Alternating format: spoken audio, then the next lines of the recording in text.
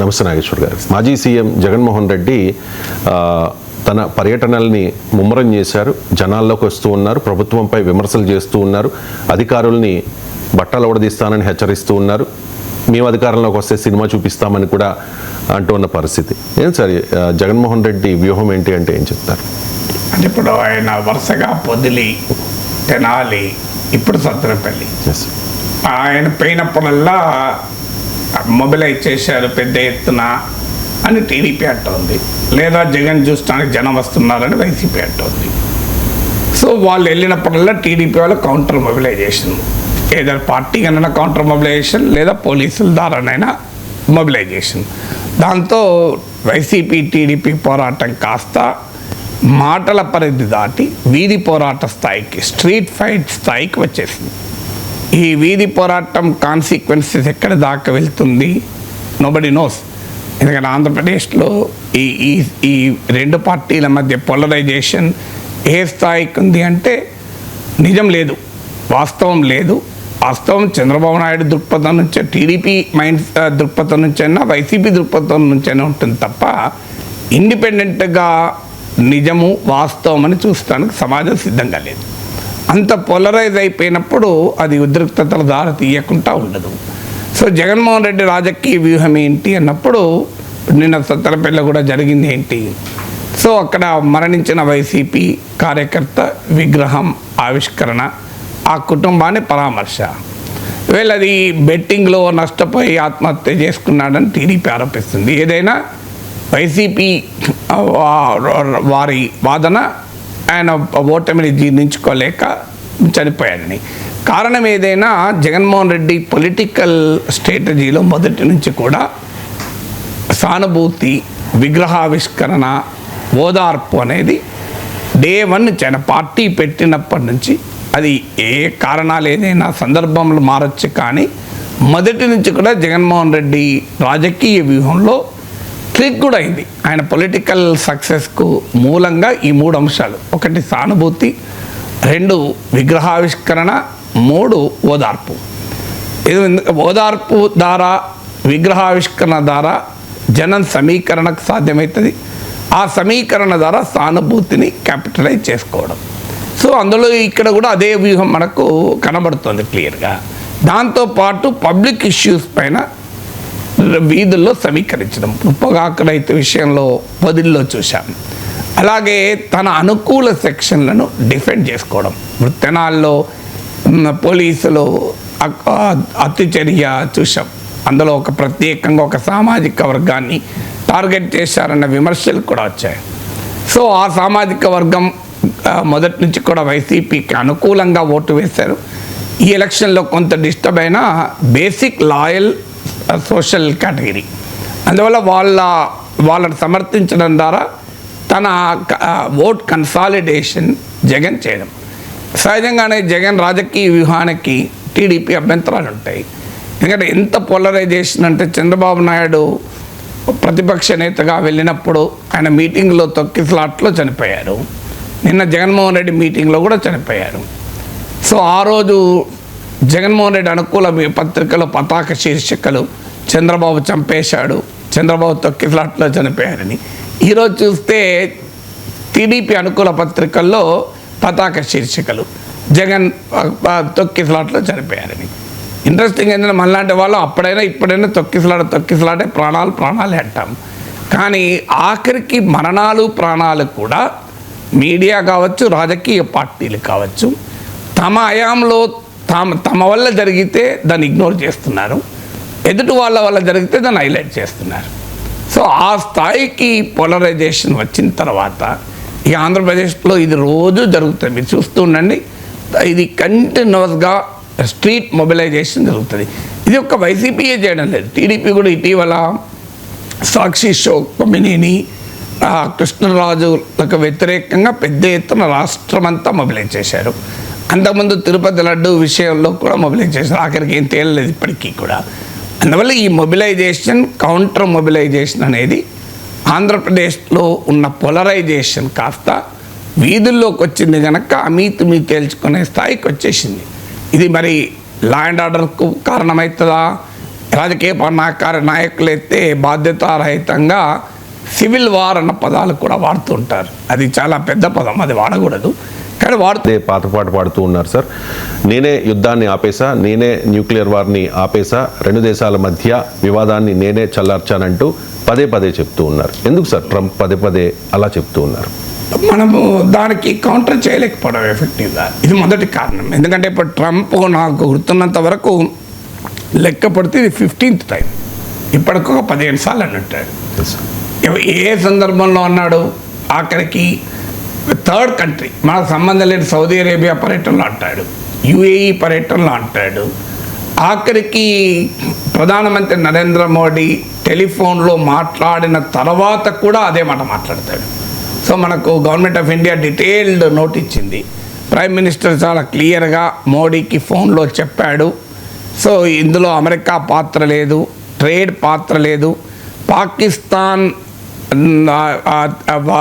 Call చేశాకనే ఈ కాల్పుల విరమణ ఆగిపోయింది అని మోడీ ట్రంప్కు నేరుగా చెప్పాడు అని కూడా స్టేట్మెంట్ వచ్చింది. ఆయన వితిన్ అవర్స్, అది కూడా అసీం మునీని కలిసిన నేపథ్యంలో ప్రెసిడెంట్ ట్రంప్ మళ్ళీ అదే వ్యాఖ్య చేస్తున్నాడు. కానీ ఇప్పటి వరకు prime minister Narendra Modi parliament వేదికగానో లేదు బహిరంగంగానో ఒక ఇంటర్నేషనల్ విజిట్కి వెళ్ళినప్పుడైనా దిస్ ఈజ్ నాట్ కరెక్ట్ అని బహిరంగ ఇంతవరకు అనలేదు. ట్రంప్తో ఫోన్లో చెప్పాడంటున్నారు, అది ట్రంప్కు మోడీకి మధ్య. ట్రంప్ ఏమో ఫోన్లో చెప్పడం లేదు కదా, ట్రంప్ మోడీకి ఫోన్లో చెప్పడం లేదు, నేను మీకు ట్రేడ్ డీల్ కుదుర్చని బెదిరిస్తేనే మీరు ఒప్పుకున్నారంటున్నాడా? ట్రంప్ ఏమో 15 సార్లు బహిరంగంగా అంటున్నాడు.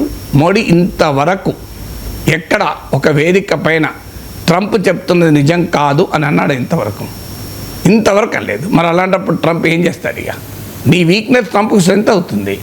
ఇంతవరకు ఫారిన్ మినిస్టర్ మాట్లాడాడు, ఫారిన్ మినిస్ట్రీ అధికారిక ప్రకటనలో మాట్లాడాడు, కానీ reasons best known to the government prime minister ఇంతవరకు మాట్లాడతలేరు.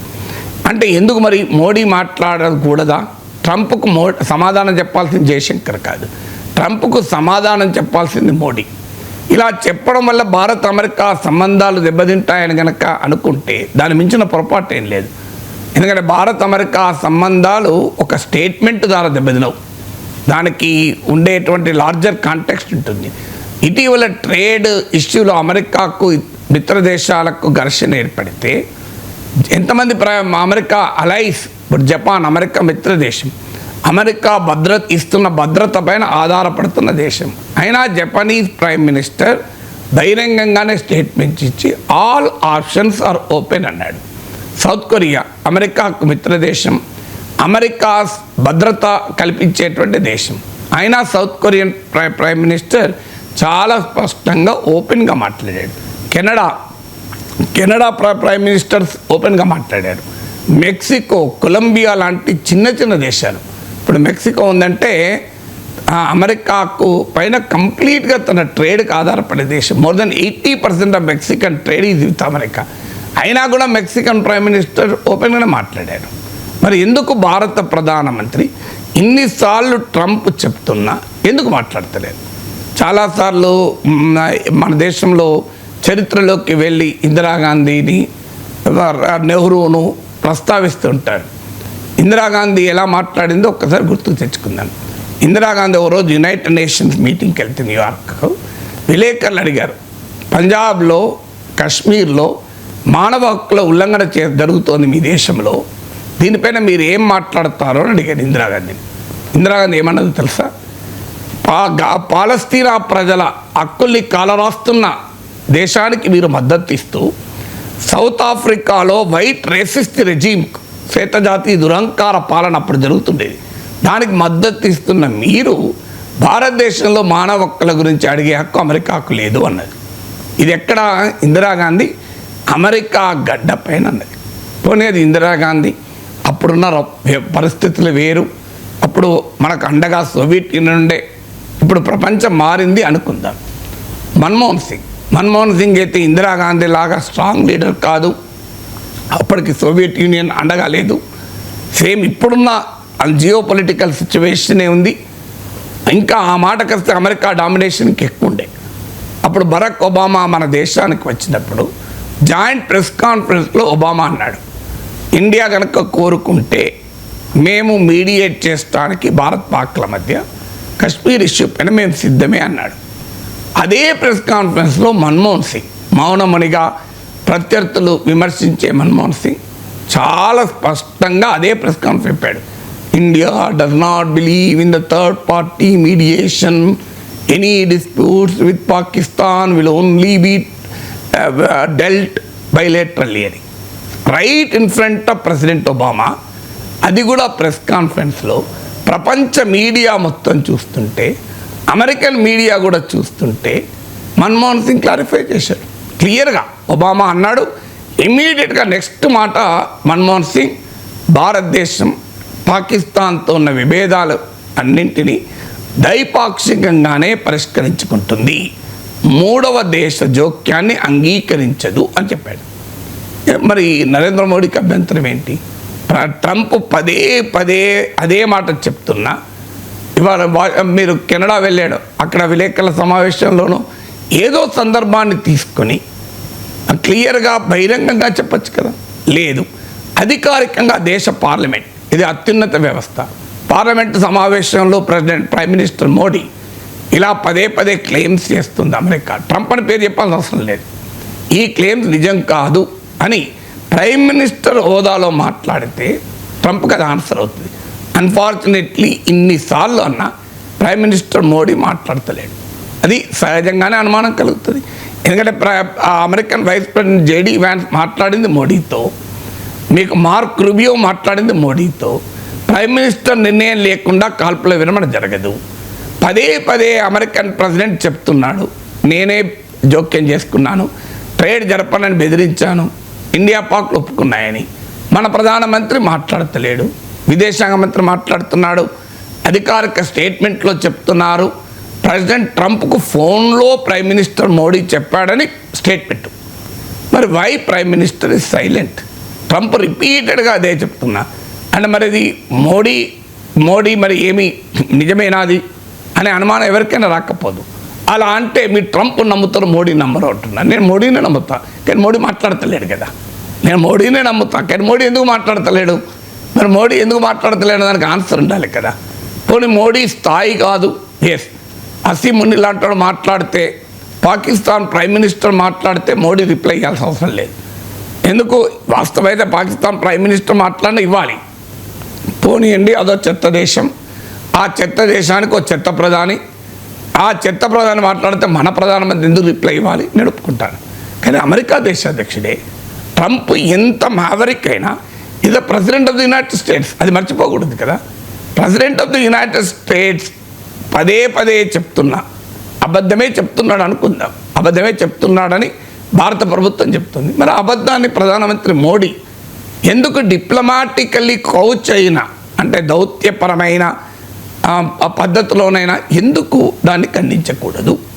దేనికి ఆన్సర్ లేదు. అందుకే ట్రంప్ రెచ్చిపోతున్నాడు. ట్రంప్ ఎందుకు రెచ్చిపోతున్నాడు? ట్రంప్ యుద్ధాలు ఆపుతానని అధికారంలోకి వచ్చాడు, పీస్ మేకర్గా, డీల్ మేకర్గా ప్రొజెక్ట్ చేసుకున్నాడు. 24 గంటల్లో యుద్ధాలు ఆగిపోతాయన్నాడు.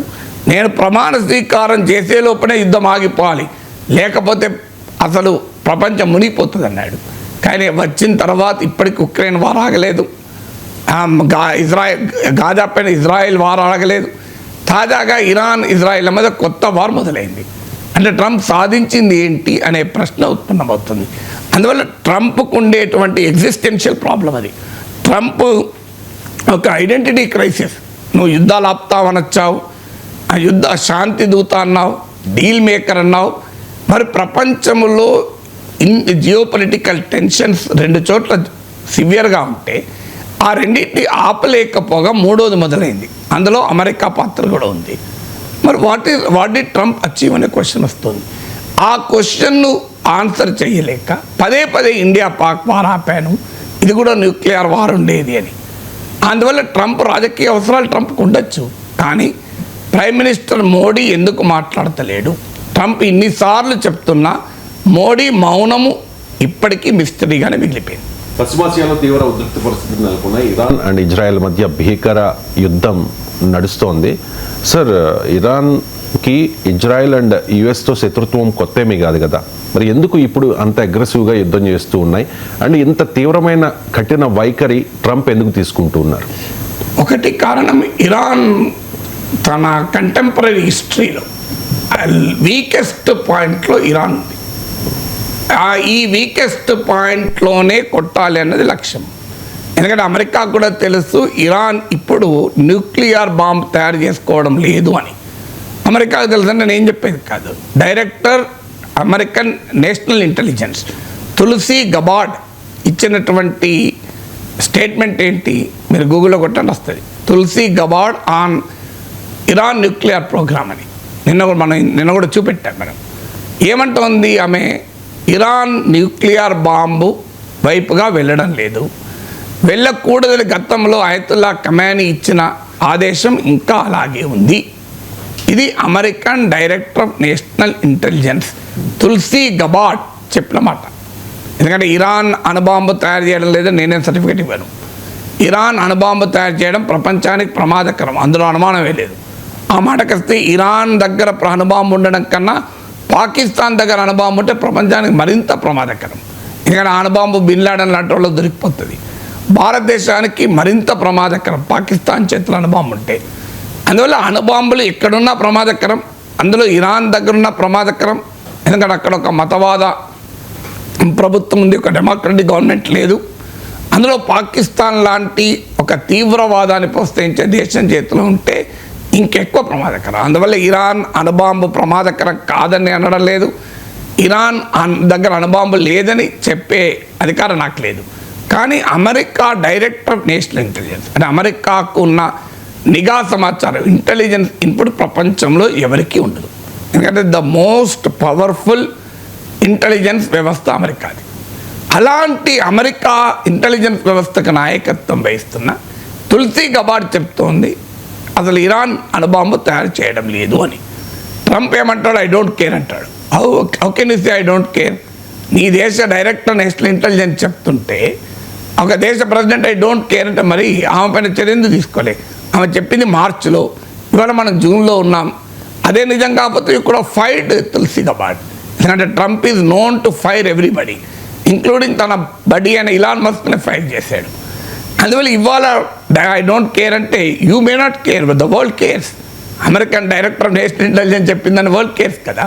సో అందువల్ల అణుబాంబు పేరు కోసమే ఇరాన్ పైన ఇప్పుడు అటాక్ చేస్తున్నారన్నది అమెరికా ఇజ్రాయెల్ చెప్తున్న నరేటివ్. అంటే అణుబాంబు తయారీకి ఇరాన్ దగ్గరగా వచ్చింది, అందుకొరకు మేము ఇప్పుడు అటాక్ చేస్తున్నామని చెప్తున్నారు. ఇదే వాదన సద్దాం హుస్సేన్ చంపేటప్పుడు కూడా చెప్పారు. సద్దాం హుస్సేన్ చంపి దశాబ్దాలు గడిచిన ఇరాక్ దగ్గర ఎక్కడ అణుబాంబు ఉంది అని ఇంతవరకు చూపెట్టలేదు. అంటే weapons of mass destruction WMD ఇవి సద్దాం హుస్సేన్ తయారు చేస్తున్నాడు. సద్దాం హుస్సేన్ నాయకత్వంలో ఇరాక్ దగ్గర ఈ జన విధ్వంసక ఆయుధాలు అంటే అణుబాంబులు ఇవి ఉంటే ప్రమాదకరం, అందుకే మేము జోక్యం చేసుకుని సద్దాం హుస్సేన్ చంపేస్తామని అమెరికా చంపేసింది. మరి ఇప్పటి వరకు ఆ జన విధ్వంసక ఆయుధం ఒక్కటి చూపెట్టలేదు. అందువల్ల అణుబాంబు తయారు చేస్తుంది అనే కారణం మీదనే ఇరాన్ పైన అమెరికా అటాక్ చేస్తుందా అనే ప్రశ్నకు నేను ఇచ్చిన ఈ 2 ఉదాహరణలు. కానీ మరి ఎందుకు చేస్తుంది, ఇప్పుడే ఎందుకు ఈ స్థాయిలో విరుచుకుపడుతోంది? అసలు యుద్ధాలే చేయనన్న ట్రంప్ తానే యుద్ధంలో ఎందుకు దిగుతానంటున్నాడు? దానికి కారణం ఏంటంటే ఇరాన్ అనేది వీకెస్ట్ పాయింట్లో ఉంది. ఇరాన్ ఇజ్రాయెల్కు శత్రువు, అమెరికాకు శత్రువు. ఇరాన్ ఎందుకు వీకెస్ట్ పాయింట్లో ఉంది? ఇరాన్లో ప్రభుత్వానికి వ్యతిరేకంగా ప్రజల్లో తీవ్రమైన వ్యతిరేకత, అసంతృప్తి ఉంది. మనము చూసాం, హిజాబ్ సరిగా ధరించలేదని కారణాన ఒక అమ్మాయిని తీసుకెళ్ళి పోలీస్ కస్టడీలో చంపేస్తే ఇరాన్ పురవీధుల్లో వేలాది మంది ఇరాన్ లాంటి నిరంకుశ దేశంలో ఆ మతోన్మాద వ్యవస్థకు వ్యతిరేకంగా ప్రజలు రోడ్డు మీదకి వచ్చి పెద్ద ఎత్తున పోరాడారు. అందువల్ల ఇరాన్లో ఉన్న ఇస్లామిక్ రెజీమ్ మోస్ట్ అన్పాపులర్ స్టేజ్లో ఈరోజు ఉంది. ఇది మొదటి కారణం. అందుకే మీరు గమనించండి, ఇజ్రాయిల్ అమెరికాలు డైరెక్ట్గా ఇరాన్ పీపుల్కు కాల్ చేస్తున్నారు, పిలిపిస్తున్నారు, మీ ప్రభుత్వాన్ని మీరు కూల్చుకోండి, ఈ ప్రభుత్వం వల్ల మీకు నష్టమే అని. రెండవది, అమెరికా విధించిన శాంక్షన్స్ వల్ల, ముఖ్యంగా 2018లో ఇరాన్తో అమెరికా కుదుర్చుకున్న న్యూక్లియర్ డీల్ నుంచి ట్రంప్ విత్డ్రా అయిన తర్వాత ట్రంప్ పెద్ద ఎత్తున శాంక్షన్స్ విధించాడు. బైడెన్ ప్రభుత్వం దాన్ని కొనసాగించింది. ఈ ఆంక్షల వల్ల ఇరానియన్ ఎకానమీ భయంకరంగా దెబ్బతింది. ఇరాన్ తన చమురు ఎగుమతులు కూడా చేసుకోలేకపోతుంది. ఉదాహరణకు ఈ శాంక్షన్స్కు ముందు ఇండియా ఇంపోర్ట్ చేసుకునే ముడి చమురులో 10% ఇరాన్ నుంచి చేసుకునేది, ఇప్పుడు అది జీరోకి పడిపోయింది. అందువల్ల ఇరాన్ ఎకనామిక్గా క్రిపుల్ అయి ఉంది కనుక అది ఎక్కువ కాలం వార్ నడపలేని దుస్థితిలో ఉంది. ఇది రెండవది. మూడవది, ఇరాన్కున్న యాక్సిస్ ఆఫ్ రెసిస్టెన్స్ అంటారు. అంటే ఇరాన్ ఇప్పటిదాకా ఇజ్రాయిల్తో కానీ ఇజ్రాయిల్ వెనకాలన్న అమెరికా ఉన్నా కూడా ఎందుకు పోరాడగలిగిందంటే తన శక్తితో పాటు తన ప్రాక్సీ శక్తితో పోరాడింది. ఆ ప్రాక్సీస్ గాజాలో హమస్, హిజ్బుల్లా లెబనాన్లో, యమన్లో హుతీలు, సిరియాలో బషర్ అల్ అసద్ ప్రభుత్వం, ఇరాక్లో షియా మిలీషియా. వీళ్ళందరూ కూడా చరిత్రలో ఎన్నడూ లేని బలహీన స్థాయికి పడిపోయారు. మనం చాలాసార్లు చెప్పుకున్నాం. హిజ్బుల్లా అసద్ నస్రుల్లా చనిపోయాడు, ఇస్మాయిల్ హనై చనిపోయాడు, యాహ్యా అలీ చనిపోయాడు, అందరూ దెబ్బతిన్నారు. సిరియాలో బషర్ ప్రభుత్వం కూడా పడిపోయింది. సో ఓవరాల్గా జియో పొలిటికల్ ఎన్విరాన్మెంట్ ఇరాన్కు అత్యంత బలహీనమైన స్థాయిలో ఉంది.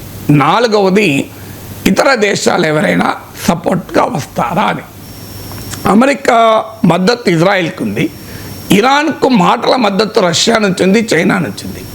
కానీ చైనా ఇరాన్కు మద్దతుగా యుద్ధ భూమిలోకి దిగుతుందా? ఇంతవరకు చైనా హిస్టరీ తీసుకుంటే మీరు చైనా మద్దతు ఇవ్వడం ఉంది. ఇటీవల ఇండియా పాక్ కాన్ఫ్లిక్ట్లో కూడా పాకిస్తాన్కు మద్దతు ఇచ్చిన మాట నిజం. మొదటి నుంచి పాకిస్తాన్కు ఆర్మ్స్ సప్లై చేసిన మాట నిజం. కానీ చైనా ప్రత్యక్షంగా ప్రపంచంలో అమెరికా లాగా ఎక్కడో యుద్ధం జరిగితే వెళ్ళి పాల్గొన్న సందర్భాలు లేవు. అందువల్ల చైనా డిప్లొమాటిక్ సపోర్ట్ ఇవ్వచ్చు, మెటీరియల్ సపోర్ట్ ఇవ్వచ్చు, కానీ ఇరాన్కు అండగా, అంటే ఇజ్రాయెల్కి అండగా అమెరికా దిగినంతగా ఇరాన్కు అండగా చైనా దిగే అవకాశమే లేదు. ఇక రష్యా చైనా కన్నా ఇరాన్కు మంచి మిత్ర దేశం. రష్యాకు ఇరాన్కు మధ్య మిలిటరీ పార్ట్నర్షిప్ అగ్రిమెంట్ కూడా ఉంది. కానీ అందులో సెల్ఫ్ డిఫెన్స్, మ్యూచువల్ డిఫెన్స్ అన్న క్లాజ్ లేదు. మిలిటరీ పార్ట్నర్షిప్ అంటే ఆయుధాలు సప్లై చేయడము ఇతరత్ర, కానీ మ్యూచువల్ డిఫెన్స్ ఇప్పుడు నాటోలో ఉంటుంది. అది మ్యూచువల్ డిఫెన్స్. నాటో ఏ సభ్య దేశం పైన దాడి జరిగినా మిగతా సభ్య దేశాలన్నీ కూడా తమపైనే దాడి జరిగినట్టుగా భావిస్తారు. అలాంటి అగ్రిమెంట్ రష్యాకి ఇరాన్కి లేదు. ఇలా ఇరాన్కి ఇవాళ ప్రత్యక్షంగా రష్యా వచ్చి సహాయపడే పరిస్థితిలో రష్యా లేదు. ఆల్రెడీ ఇరాన్ రష్యన్ మేడ్ యుద్ధ విమానాలు ఉన్నాయి, రష్యన్ మేడ్ ఎయిర్ డిఫెన్స్ ఉంది. కానీ ఇవాళ S-400 లాంటి ఆధునిక ఎయిర్ డిఫెన్స్ ఇవ్వడమో, సుకోయ్ లాంటి యుద్ధ విమానాలు ఇచ్చే పరిస్థితిలో రష్యా లేదు. ఎందుకు లేదు అంటే రష్యా ఉక్రెయిన్ వార్లో పీకల దాకా దిగి ఉంది. దానికి ఉదాహరణే సిరియాలో తన అనుకూల బషర్ అల్ అసద్ ప్రభుత్వాన్ని పడిపోతుంటే తన వ్యతిరేక మిలిటెంట్ శక్తులు అధికారాన్ని చేజిక్కించుకుంటున్న రష్యా ప్రేక్షక పాత్ర వహించాల్సి వచ్చింది. బషర్ ప్రభుత్వానికి సేఫ్ ప్యాసేజ్ ఇచ్చి మాస్కోలో తన మిత్రుడైన బషర్కు తలదాచుకునే అవకాశం ఇచ్చాడు పుటిన్ తప్ప, బషర్ ప్రభుత్వాన్ని కాపాడటానికి మీరు బషర్ ప్రభుత్వ వ్యతిరేక మిలిటెంట్లతో పోరాడటానికి మిలిటరీగా రష్యా దిగలేదు. అంతకుముందు ఒక 11-12 ఇయర్స్ క్రితం అనుకుంటాను సివిల్ వార్ మొదలైనప్పుడు అప్పుడే బషర్ ప్రభుత్వం పడిపోయింది. Thanks to the Russian support Bashar ప్రభుత్వం నిలబడ్డది ఆ రోజు.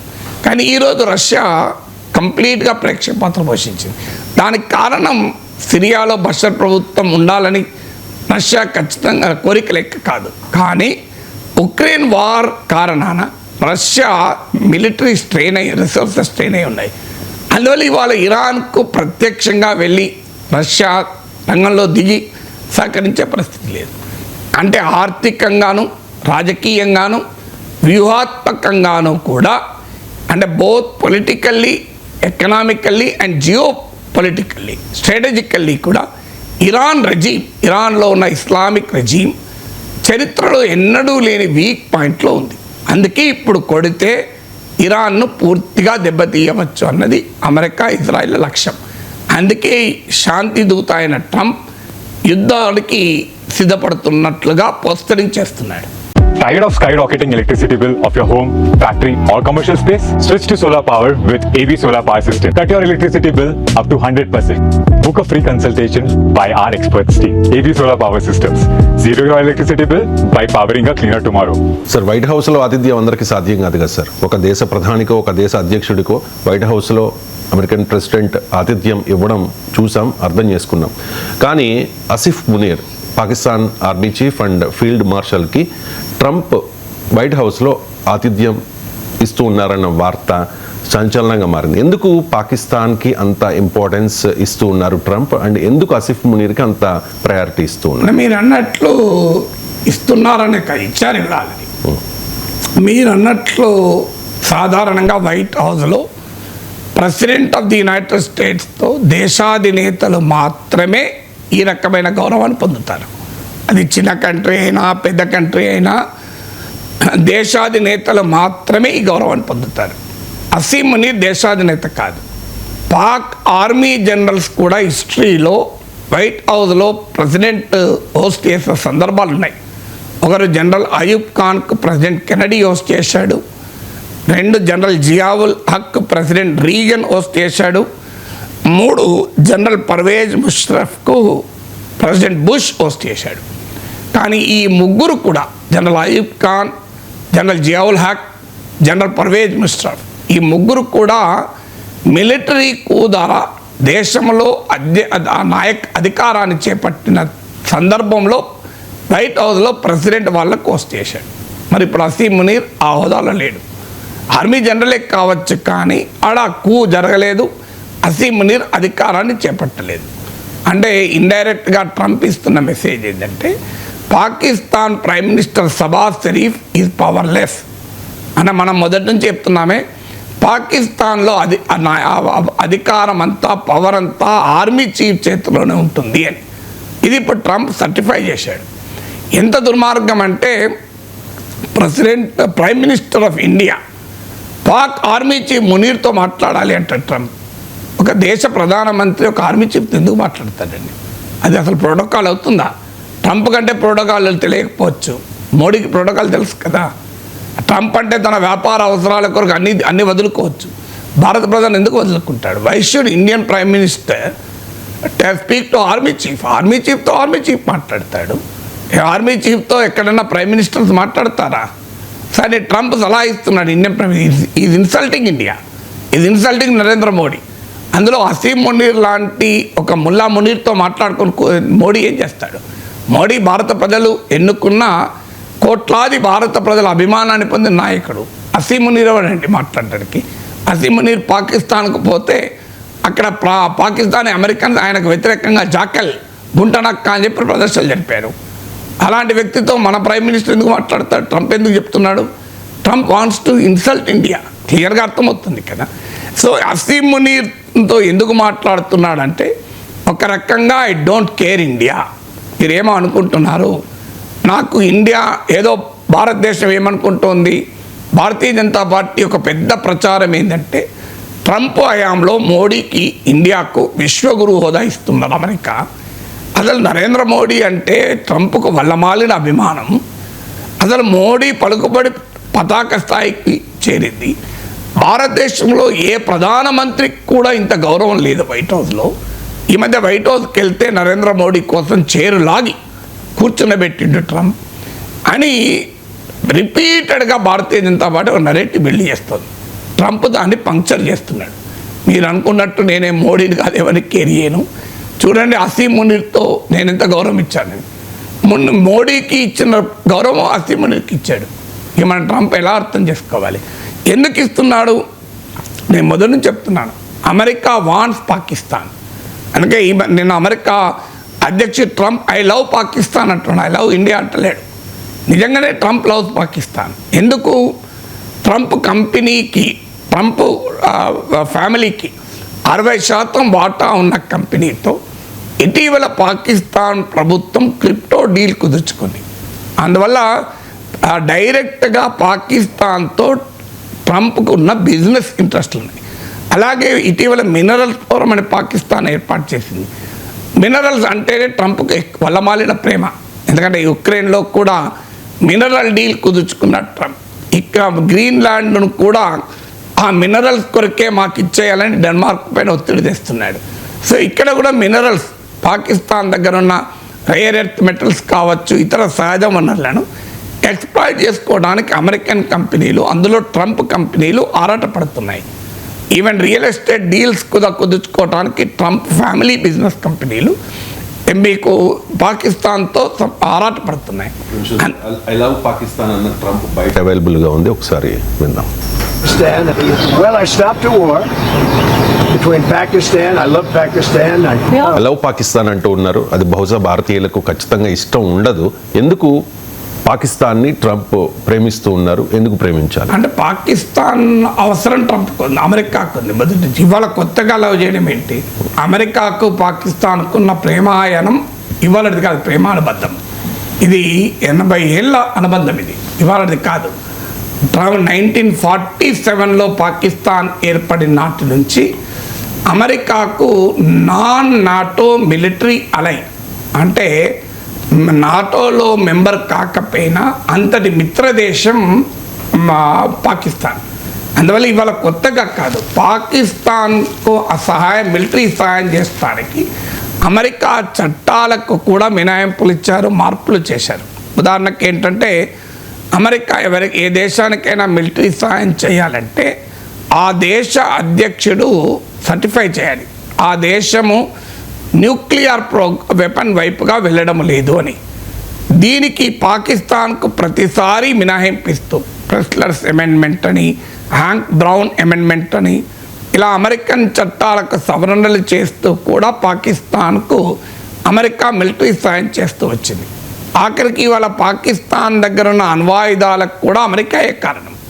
ఆయన right under the support of చైనాతో పాకిస్తాన్ మిలిటరీ నెక్సెస్ వాస్తవంగా ఇటీవల అమెరికాతో పాకిస్తాన్ మిలిటరీ నెక్సెస్ చాలా ముందు నుంచి ఉంది.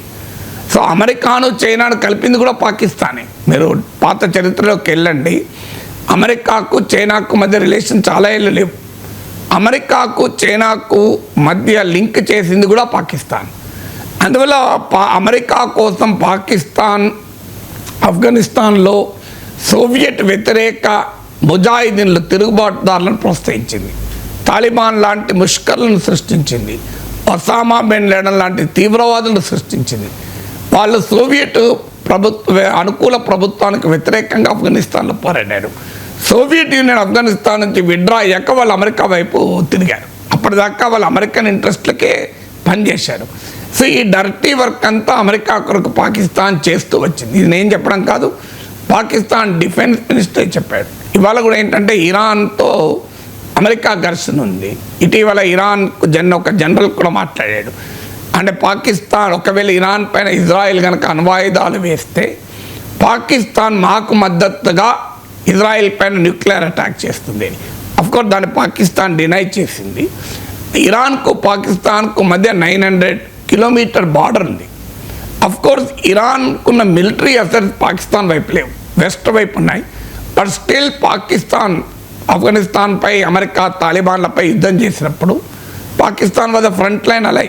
ఈ మధ్య అమెరికన్ జనరల్ సౌత్ ఈస్ట్ ఏషియాకు అమెరికన్ కమాండ్ ఇన్ఛార్జ్ ఏమన్నాడు, పాకిస్తాన్ ఇది phenomenal partner in counter terrorism అన్నాడు.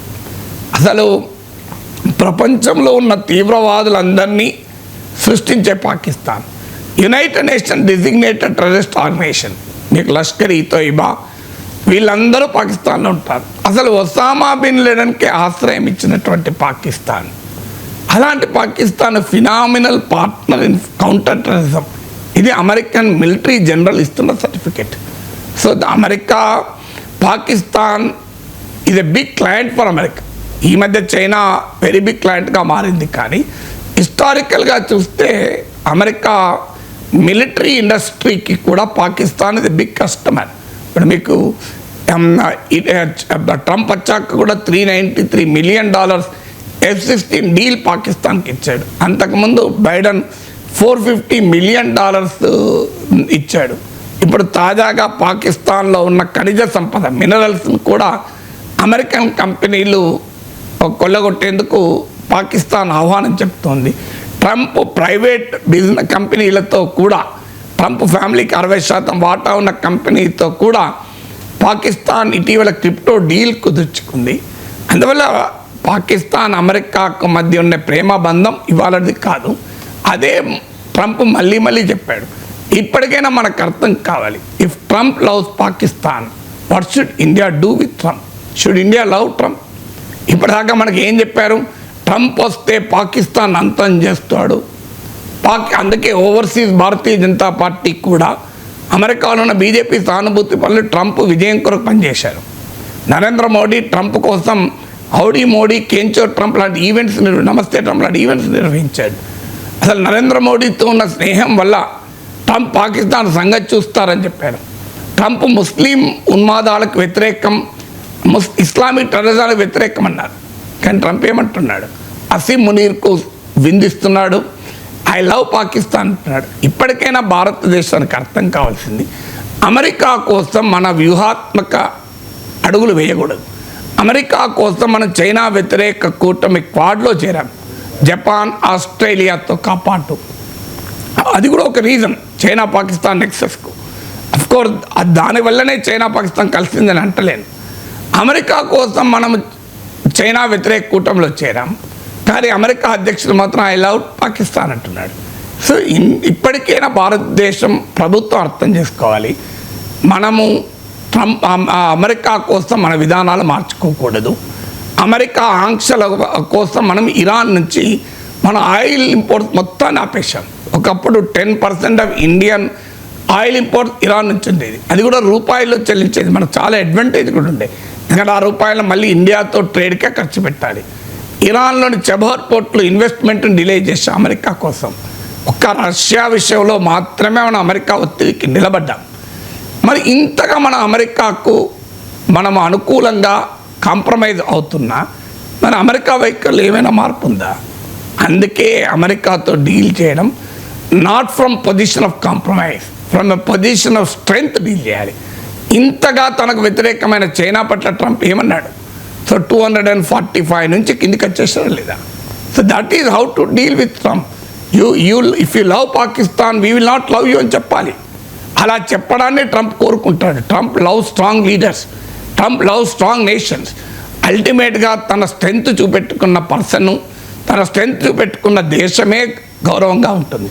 కానీ అమెరికాతో నిరంతరం రాజీ పడే ఫారిన్ పాలసీ వల్ల, నిరంతరం కాంప్రమైజ్ అయ్యే ఫారిన్ పాలసీ వల్ల ఏ రకమైన ప్రమాదకర కాన్సిక్వెన్సెస్ వస్తాయనటానికి ట్రంప్ ఇవాళ ఐ లవ్ పాకిస్తాన్ అని ప్రపంచ మీడియా ముందు ఇవాళ 140 కోట్ల మంది భారతీయులు చూస్తుండగా మాట్లాడుతున్నాడంటే, Indians and Indian government should think, should we love Trump or not అని.